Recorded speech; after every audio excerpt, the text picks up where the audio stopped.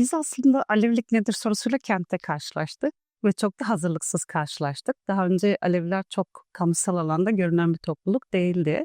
Elbette kentlerde yaşıyorlardı ama görünür bir halde yaşamıyorlardı. Büyük bir göç, son 50 yıllık büyük bir göçle beraber kentte nüfus çok fazlalaştı ve Alevilerin cenazesi ne olacak sorusu üzerinden biraz Alevi örgütlülüğü başladı. Tabii bunda Madımak katliamı da çok etkiliydi.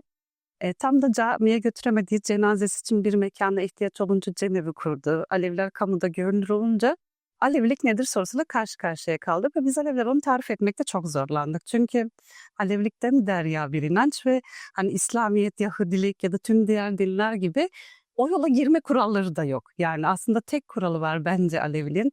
Vicdanlı yaşayan herkes Alevi olabilir yani. En büyük kuralı budur yani. Ritüele dahil olmak değil, ceme katılmak değil, ne bileyim Muharrem orucu tutmak değil.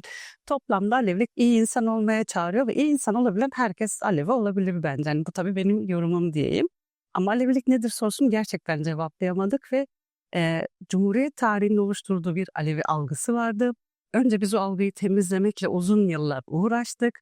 Aynı zamanda Cumhuriyet'in akademisinin ürettiği bilgiler vardı ki o bilgiler Aleviliği Türklükle özdeşleştiren, Türkseniz Alevisinizdir, Aleviyseniz mutlaka Türksünüzle özdeşleştiren algılar o kadar güçlüydü ki akademimiz son 30 yılda var bununla uğraştı. Biz Alevi toplumu olarak uzundur saklandığımız kimliği ifşa ederken en çok hani siz de karşılaştırmışsınızdır dehşet bir nefret dili ve bu nefret dili daha çok kadınlar üzerinden kurulan.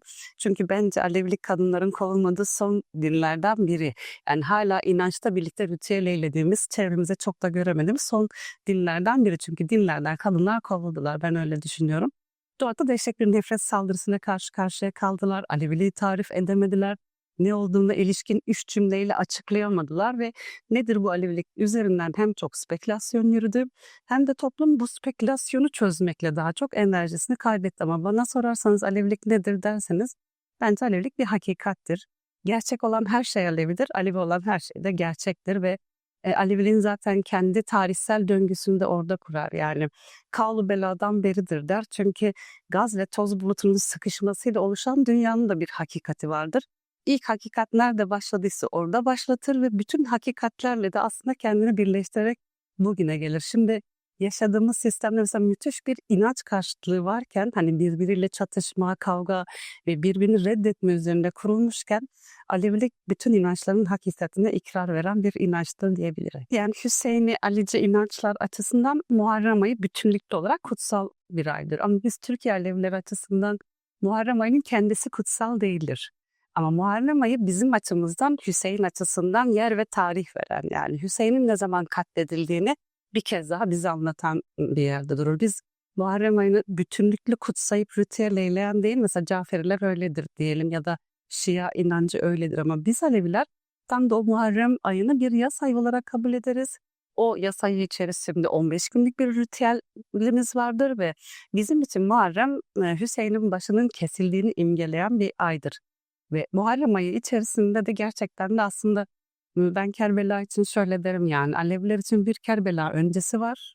Bir de Kerbela sonrası Hüseyin'i yaşatma yani katledilen Hüseyin'i hayatın içinde yaşatma üzerine bir Hüseyin olma mücadelesi vardır ve Kerbela'nın elbette acısını da yaşar bu toplum. Müthiş bir acı duyar Hüseyin'in başının kesilmesinden.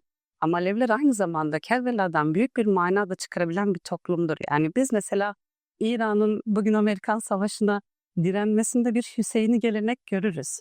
Ama İran devletinin hala idamlara devam etmesinin de aslında Hüseyin'den ne kadar koptuğu olarak da yorumlarız. Ama Türkiye Alevileri açısından bizim için biz Kerbela'nın yasını bir daha Hüseyinlerin başı kesilmesin diye tutarız.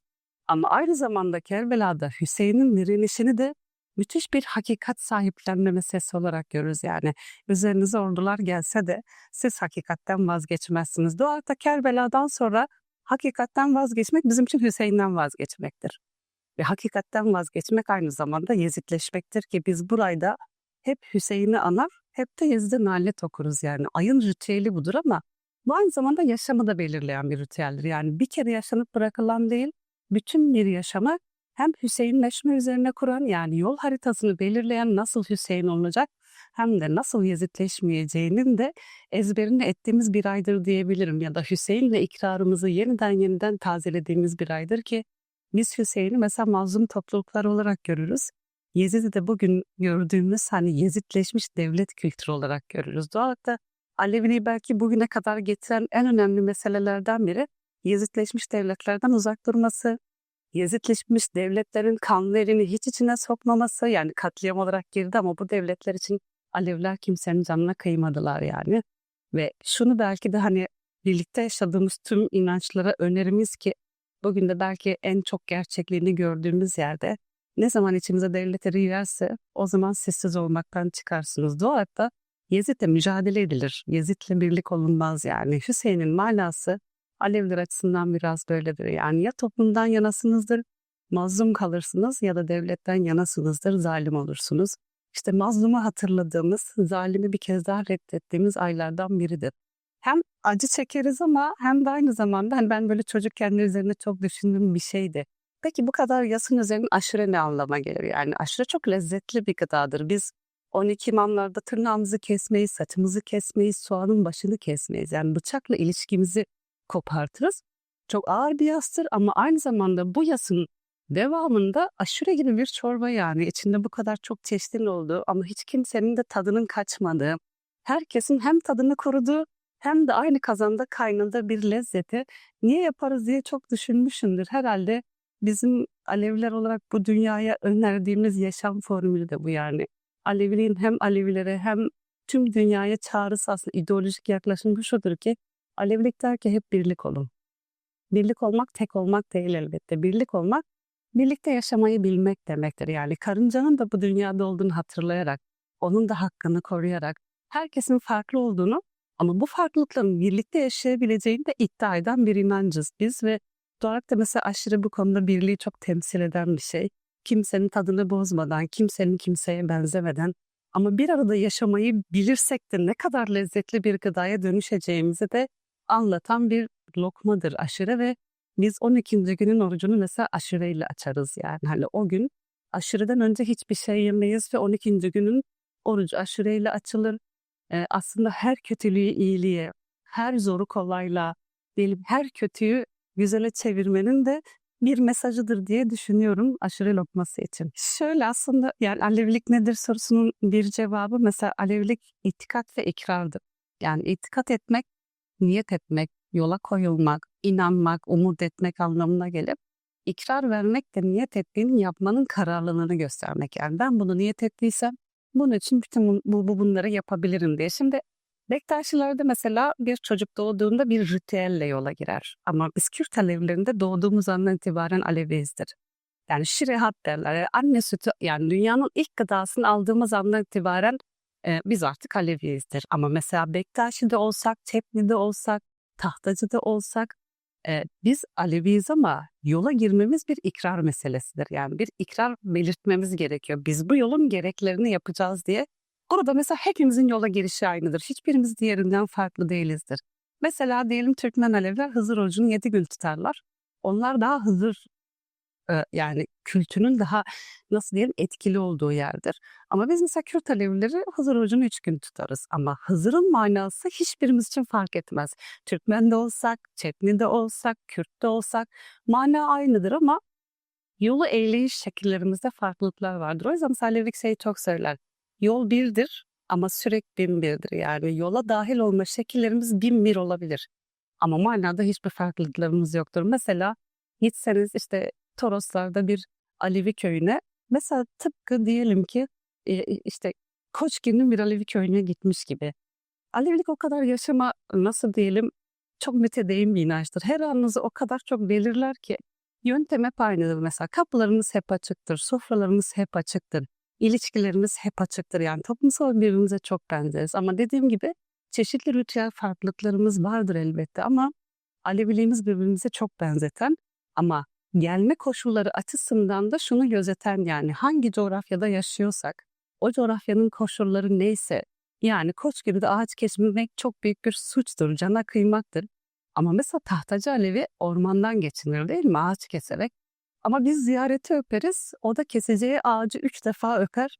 Niyaz olur, rızalığını alır, ondan sonra baltayı vurur. Yani doğayı kutsama şeklimiz, yaşamı eyleme şeklimiz, insan ilişkilerimizi kurma şeklimiz çok benzerdir. Ama burada şöyle bir farklılık da ifade etmek isterim ki hem devletin hem devletin yarattığı Türklik ve Alevilik özdeşleştirmesi uzun süre Alevi toplulukta Kürt'ten Alevi olma algısını çok geliştirdi ve devletin bu baskı sistemi içerisinde özellikle ben Ali Koçgil için çok net söyleyeyim. Biz önce ana dilimizi kaybettik. Çünkü ana dil bizi teşhir eden bir şeydi. Ama Alevilik saklayarak yaşayabileceğimiz bir şeydi. Yani evimizin içinde, ailemizle, kendi köyümüzde, kendi toplumumuzda. Ama dili konuştuğumuz andan itibaren kendimizi ele vereceğimizden özellikle Kürt Alevileri açısından söyleyeyim ana dil konusunda müthiş bir gerileme yaşadık ve hiçbir dil çevirisinin aslı değildir. Yani şimdi mesela Hızır İngilizceye çevirelim yani ne kadar aynı anlama gelebilir?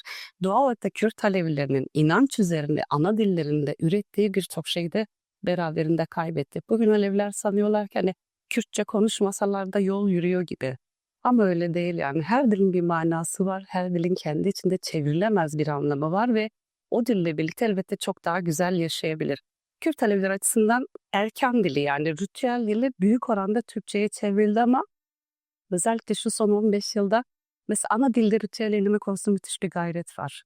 Ve o ritüeli ilk Türkmen Alevileri gördüğünde Kürt'ten Alevi olmaz diyenler şimdi kendi ritüelini de ana dilinde yürütebildiğini gördükten sonra mesela çok daha fazla ikna oldu. Ya birlikte yaşayabiliriz diyoruz biz aslında ama birlikte yaşamamız konusunda da hafızamıza çok acı. Madımak gibi, Maraş gibi, Çorum gibi daha önce Osmanlı'ya dayanan da çok acı şeyler var yaşadıklarımız, programlar var yani komşularımızın bize yaptığı saldırılar var, kışkırtmalar var. Ama biz mesela bunu Aleviler olarak bir komşuluk sorunu olarak görmüyoruz ya. Bu bir rejim sorunu ve bu bir devlet sorunu. Belki şimdi dostlarımıza şunu söyleyebilirim yani. Biz birbirimizin düğününe gidiyoruz. Biz birbirimizin cenazesini kaldırıyoruz. Bu devlet kaldırmıyor yani. O yüzden toplum olarak biz birbirimize ihtiyaç duyacağız ve dayanışabileceğiz. Doğal olarak da mesela hani biz Muharrem ayında kimse bizimle birlikte oruç tutsun istemiyoruz mesela. Ya da din zaten inanç böyle bir şey değil yani. Birbirimizi etkileyeceğimiz değil birbirimizin ne olduğunu bilerek yaşayabileceğimiz bir mesele ve doğal olarak da hani benzer bir tutumlu yaklaşımı da onlardan bekliyoruz yani. Kimse bir diğerini kendine benzetmeye çalışmamalı işte. Alevilik hep şey der, salaylar, saltanatlar geldi üstümüze ama bugün onlar yok biz yaşamaya devam ediyoruz. Yarın bu sistemler, bu iktidarlar, bu devletler de olmayacak. Ama biz yaşamaya devam edeceğiz ve kendimizi ısrar etmeye de devam edeceğiz. Toplumlar kendilerinden vazgeçmezler yani. Doğal olarak da bunu bir değişme değil, tam tersi birlikte yaşayabilme kültürüne dönüştürebildiğimiz oranda bu kadar kaoslu bir dünya içerisinden çıkıp belki de hepimizin çok daha mutlu ve çok daha iyiliğin peşinde koşabileceğimiz bir dünya düzeni geliştirebiliriz.